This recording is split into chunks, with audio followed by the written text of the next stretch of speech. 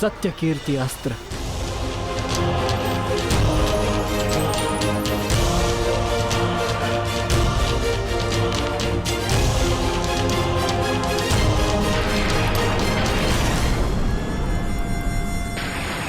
मुझे अपने कर्तव्य का पालन करना ही है। तुम भी अपने कर्तव्य का पालन करो मित्र। हम दोनों को कोई नहीं रोक सकता।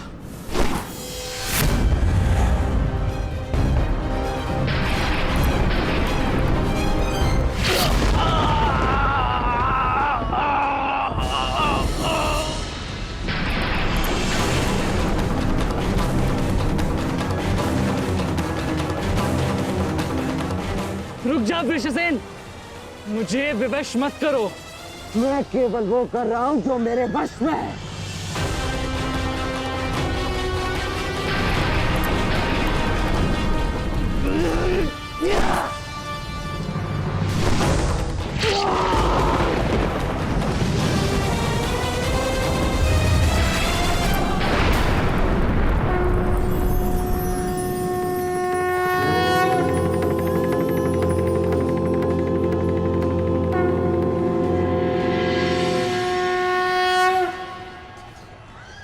अद्भुत। मुझे तुम पर गर्व है पुत्र।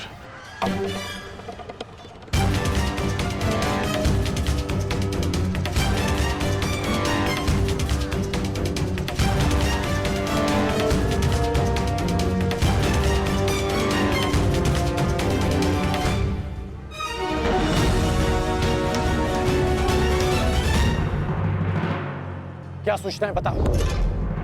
अंगराज, मैं वो बताओ मुझे। कुमार वृषेण।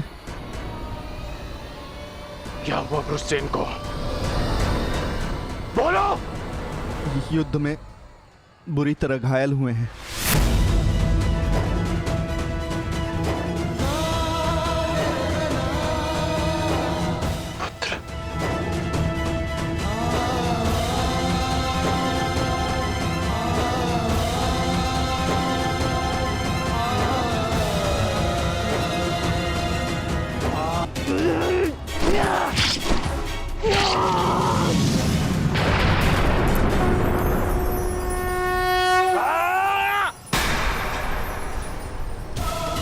ये हमें क्या हुआ था कुमार? हम एक दूसरे पे क्यों प्रहार कर रहे थे? अवश्य कोई माया थी जिसका अंत हुआ। आओ आओ, शत्रु हमारे प्रहार की प्रतीक्षा कर रहा है। चलिए कुमार।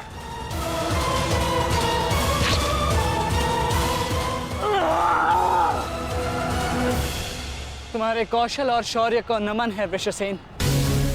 अनुमान नहीं था कि कौरव सेना में ऐसे कुशल योद्धा से सामना होगा। सूर्यास्त में समय अभी शेष है अभिमन्यु, और हमारे तुनीरों में बाण नहीं। तो समय व्यर्थ ना करते हुए द्वंद्व आरंभ करें। तो मैं प्रस्तुत हूँ योद्धा।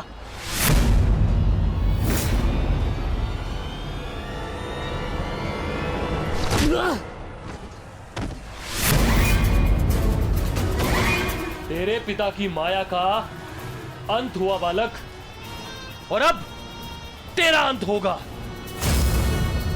या!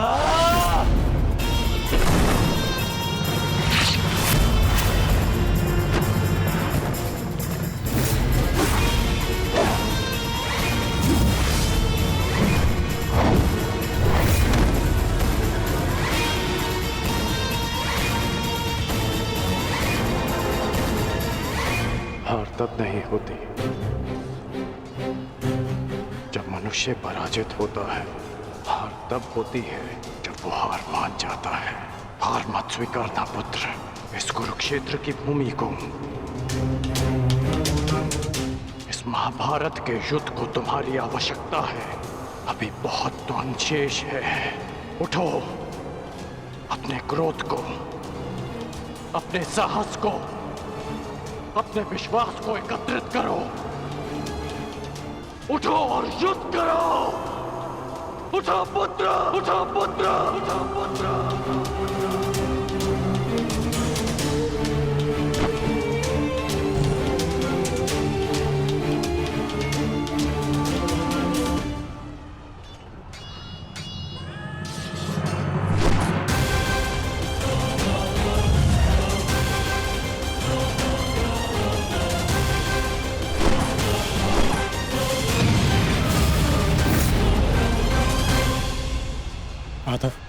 पितामह के प्रहार प्रतिक्षण बलशाली होते जा रहे हैं। हम उन्हें बहुत समय तक रोक नहीं पाएंगे।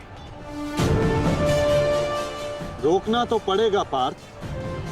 जितना समय तुम इन्हें रोकोगे उतना समय भीम को मिलेगा कि वो दुर्योधन को परास्त कर युधिष्ठिर के समक्ष आत्मसमर्पण करने को विवश कर सके।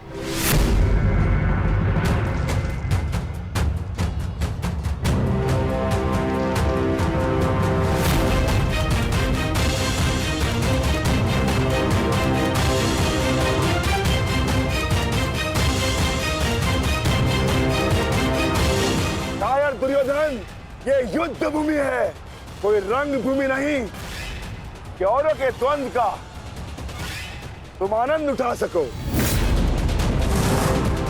क्यों दुर्योधन, कायरों की भांति क्यों खड़े हो? आओ और आकर मुझसे युद्ध करो।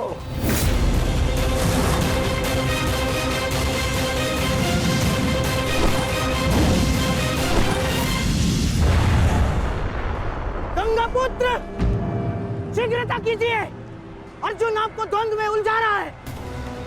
इधर भीम दुर्योधन की ओर बढ़ रहा है। महामहिम, कुछ कीजिए।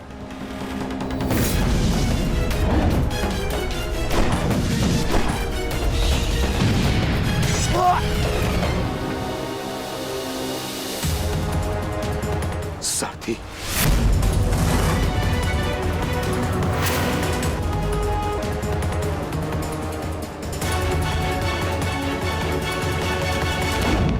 सावधान अर्जुन।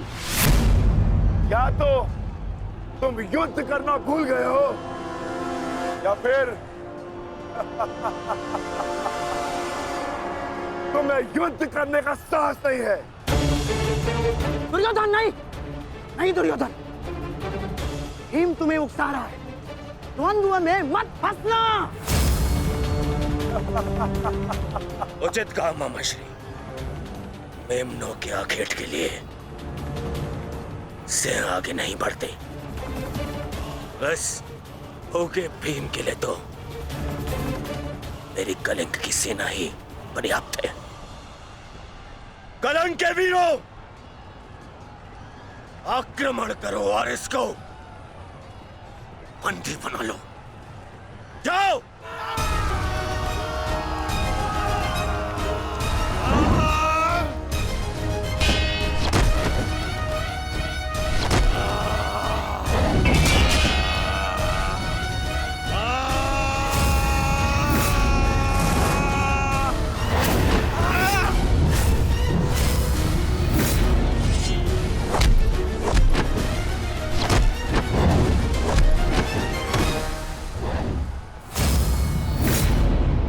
दुर्योधन, बस ये इतने से थे? अरे इनसे तो युद्ध करके मेरे हाथ पैर भी नहीं खुले।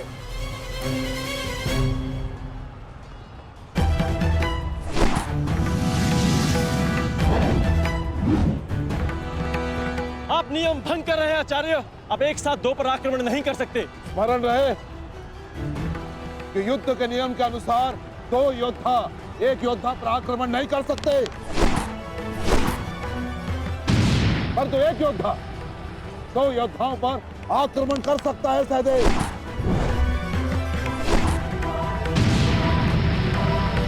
क्या करें नकुल, कुछ करना होगा। हमें गुरु दौड़ को रोककर अधिक से अधिक समय भ्राता भीम को देना होगा। युद्ध सभा में चीख चीख कर अपने पौरुष का बखान करने वाले एक नपुंसक के भांति क्यों खड़े हो? अब किसे लाओगे अपनी ढाल बनाकर? ये विकोदर भीम तुम्हारी हर ढाल को तोड़कर तुम्हारा अंत करेगा। मैं तुम्हारे प्राण लेकर रहूंगा कायर दुर्योधन।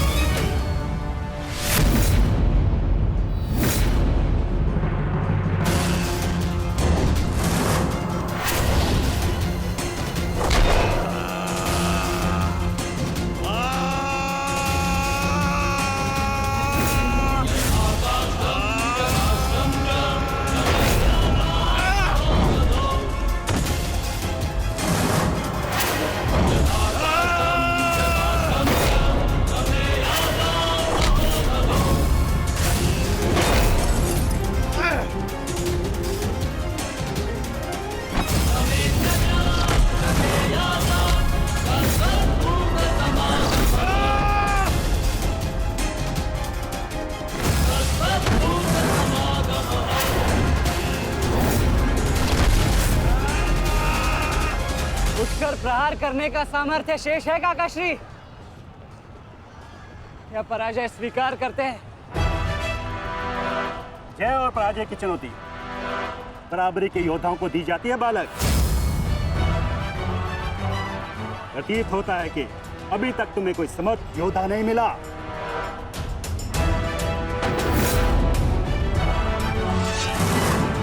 मैं शब्दों के बाण नहीं चलाता नानाश्री। अच्छा, तो युद्ध करो या समर्पण करो।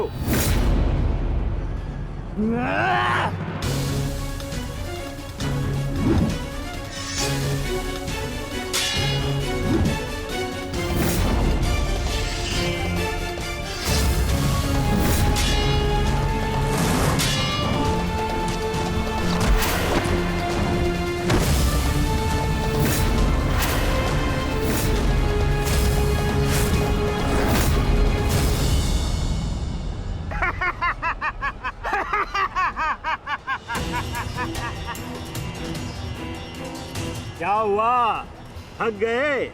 अरे ये उस मूर्ख विराट पुत्र उत्तर की संगति का प्रभाव है। ये उसे भी यही लग रहा था कि मेरे समक्ष वो कुछ कर दिखाएगा, पर मूर्ख मृत्यु को प्राप्त हो गया। मृत्यु को चींटी की भांति इन्हीं हाथों से मसल दिया मैंने उसे। पीछे हट जाओ अभिमन्यु, अन्यथा उत्तर से कहीं पीड़ादायक मृत्यु मिलेगी। मृत्यु। तो ये समझिए कि आज उत्तर का प्रतिशोध पूर्ण होगा।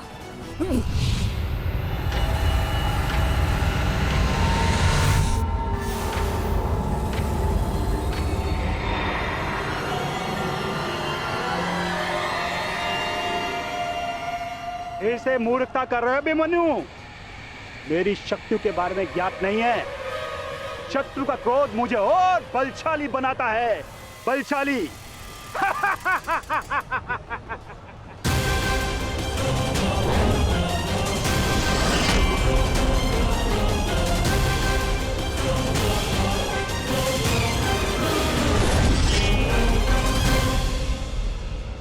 इतना ललकारने के पश्चात भी तुम रथ पर चुप कर बैठे हो दुर्योधन। मैं भी कैसा मूर्ख हूं, एक नपुंसक के वध की प्रतिज्ञा कर बैठा। आज तुमने यह सिद्ध कर दिया कि तुम एक क्षत्रिय नहीं बल्कि एक बाल।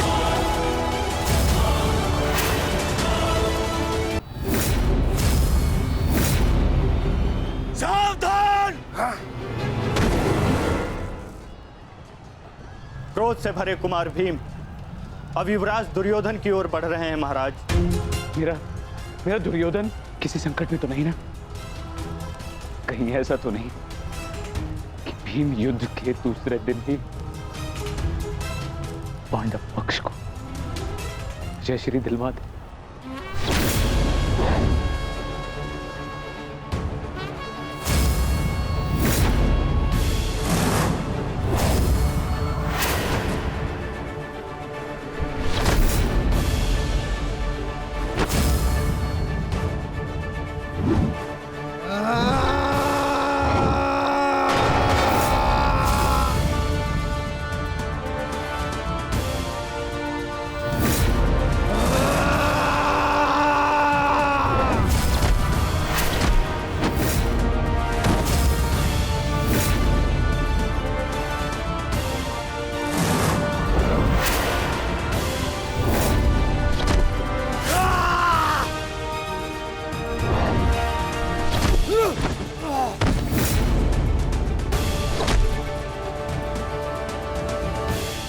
दुर्योधन मारो!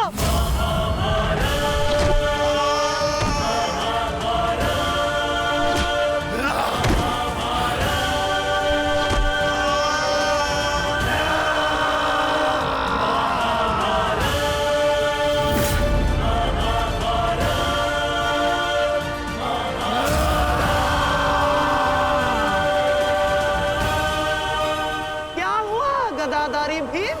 अब दिखाओ तुम्हारा पौरुषत्व। या कहो तो हस्तिनापुर की स्त्रियों से आभूषण लाके तुम्हें पहना दूं?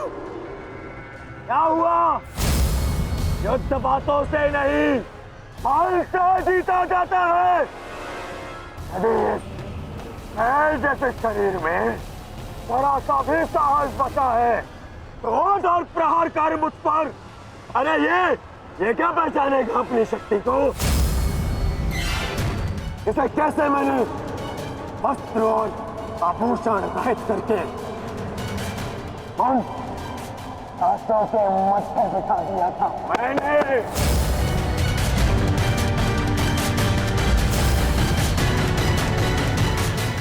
कदाचित ये भी भूल गया है कि कैसे मैंने बलि सभा में उस दासी द्रौपदी को उसका उचित स्थान दिखाया था।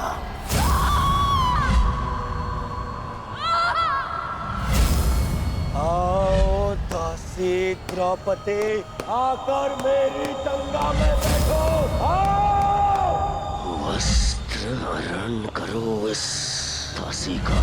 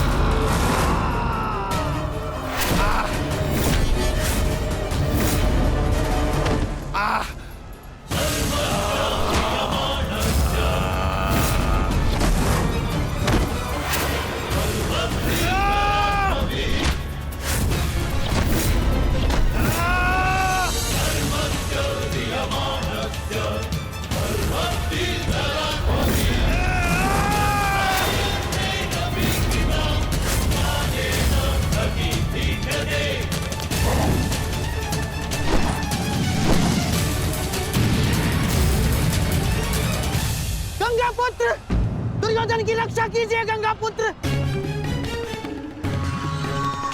महामहिम, ये क्या कर रहे हैं आप? अपने वचन को पूर्ण कीजिए। आज यदि आपने भीम का वध नहीं किया तो हस्तिनापुर का युवराज घर नहीं लौटेगा। महामहिम। भीम, रुक जाओ, दूर हो जाओ दुर्योधन से, अन्यथा मुझे तुम्हारा वध करना होगा।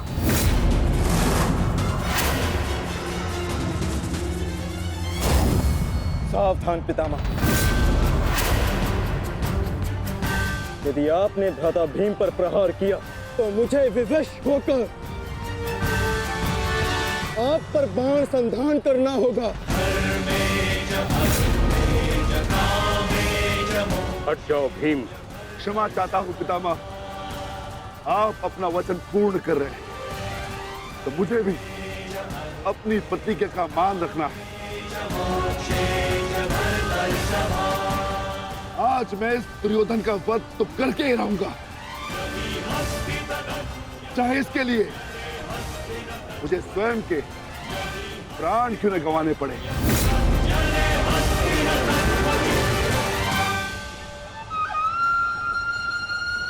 स्वयं के प्राण गंवा सकते हो भीम, परंतु क्या अपने दोनों भ्राताओं को इस आहुति में झोंक दोगे तुम? तुम्हारी इस भूल का फल नकुल और सहदेव को भुगतना होगा भीम। जरा देखो उधर।